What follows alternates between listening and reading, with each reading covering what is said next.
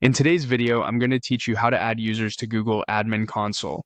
By the end, you'll know exactly where to go, what to click, and which fields matter so you can confidently create new accounts for your organization. Start by opening the Google Admin Console and signing in with an account that has admin privileges. From the home screen, look to the left-hand menu and choose Directory. This is where all your people and groups live. Next, select Users. You'll land on the users list, which shows everyone currently in your domain along with quick actions and status indicators. It's a good place to confirm whether someone already has an account before you create a new one. To add someone, click Add New User.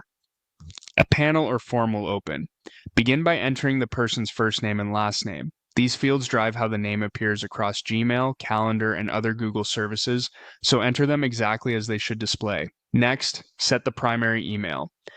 The domain portion typically autofills to match your organization. Pick a format that aligns with your naming convention and avoid special characters that could cause confusion. You can add a secondary email as well. This is useful for recovery and admin notifications. Use a secure, approved address for this purpose. If your organization collects contact details, add a phone number. This can help with account recovery and security alerts. Only include numbers that your company policy allows and keep personal information to a minimum.